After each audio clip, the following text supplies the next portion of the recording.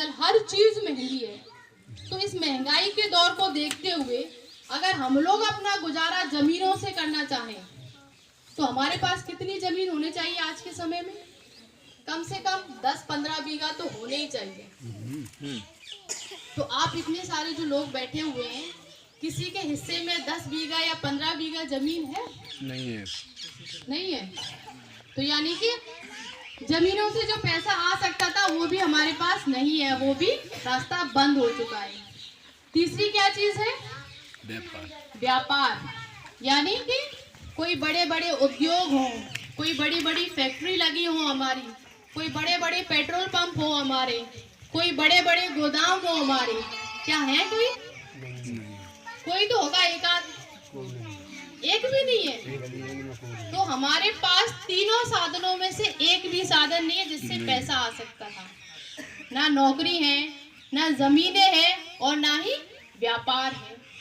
तो ये जो छोटे छोटे बच्चे हैं जिनको हम अपने खून से सींचते हैं, जिनको 9 महीने तक अपनी कोख में रखते हैं, जब इनको जन्म देते हैं तो इतना दर्द सहते हैं जितना गोली लगने पे नहीं होता है। होता है कि नहीं होता? इतना दर्द, इतना कष्ट सहने के बाद जब हम इनको जीवन दे रहे हैं तो इनके भविष्य की चिंता हमें होनी चाहिए, क्योंकि ना नौकरी बची है, ना व्यापार बचे हैं, ना जमीनें बची हैं। तो ये बच्चे अपना गुजारा करेंगे कैसे? इनका भविष्य कैसा होगा? कभी विचार करते हैं? नहीं करते। तो हम किसके भरोसे बैठे हुए हैं कि कोई आएगा जो इनको कुछ देकर चला जाएगा तो ये कुछ ना कुछ कर लेंगे? हाँ। क्या इसके भरोसे बैठे हैं या किसी और के भरोसे बैठे हैं? कुछ महिलाएं कहती हैं जाने चौंच देगी तेई चुनाव देगो। हाँ, राइट है बाबा? सही बात है। और कुछ ये भी कहती है कि दाने दाने पे लिखा है खाने वाले का नाम। लिखा होता है? दादा लिखा होता है क्या?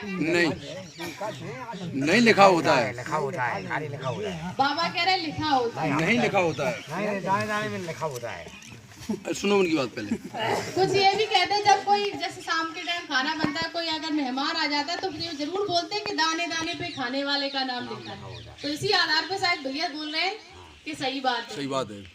और ये बात भी जानिए आप कि अभी कुछ महीनों पहले सरकार ने एक डाटा दिया था कि हर 48 घंटे में, 48 घंटे यानी हर 2 दिन में लगभग 60,000 लोग भूख से मर जाते हैं।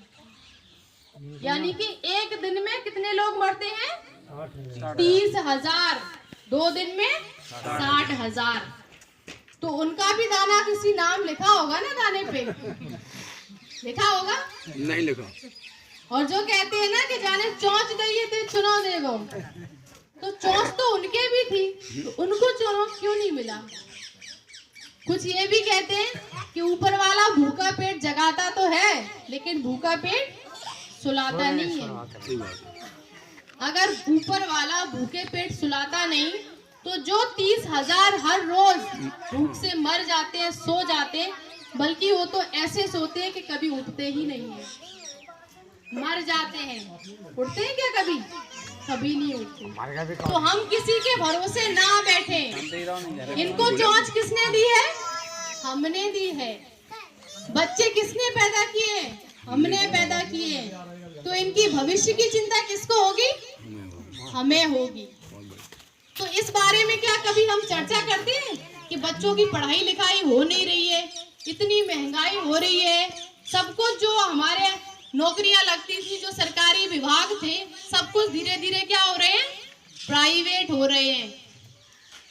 कुछ अम्मा ये भी कहती हैं अगर हो गए तो ठीक है, हमारे तो मजदूरी कर लेंगे, मट्टी खोद खाएंगे, ये भी कहती है। तो मट्टी जब हमारे भाई जब खोदते थे तो उसके लिए क्या जरूरत पड़ती थी उनको? फावड़े की और तसले की। 100 रुपए का क्या आता था फावड़ा, 50 रुपए का तसला आता था, उसमें बेलदारी करके मजदूरी करके अपना गुजारा कर लेते थे। लेकिन आज के समय में मट्टी किससे खुदती है? मशीन से, मशीनों से, जेसीबी से। आज के समय में जो इतनी बड़ी बड़ी फैक्ट्रियां लगी हैं, उनमें क्या लगी हुई है? मशीनें लगी हुई हैं। वहाँ इंसानों की जरूरत नहीं है, वहाँ खत्म, यानी हमारे हिस्से में मजदूरी भी नहीं आने वाली है। तो जब इतना संकट आने वाला है समय में, आने वाले समय में, तो ये बच्चे क्या किसी के गुलाम बन के रहेंगे? क्या किसी की बंधुआ मजदूरी करेंगे? इसलिए हम इनको पैदा करें इतने दर्द सहने के बाद। हमें इसका समाधान निकालना होगा। समाधान क्या है?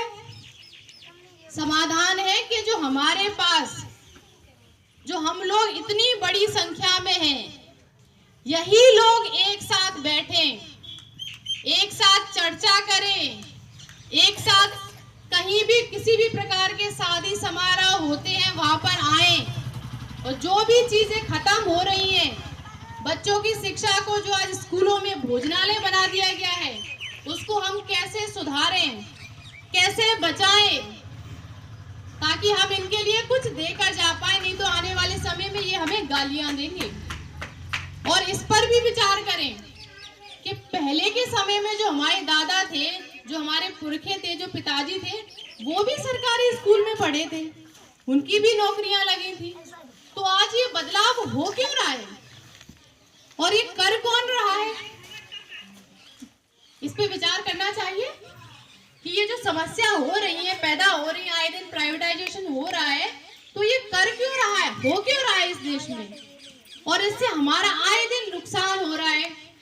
हमारे हाथों में कुछ भी नहीं बचने वाला है। तो हम इसका समाधान कैसे निकालेंगे? कैसे निकालेंगे कि बाबा साहब ने जो हमें संविधान में अधिकार दिए, आज ये देश किससे चल रहा है? संविधान से।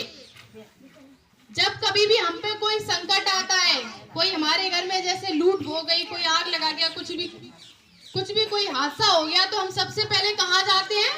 संविधान के पास। कहाँ जाते हैं? थाने में, कचहरी में।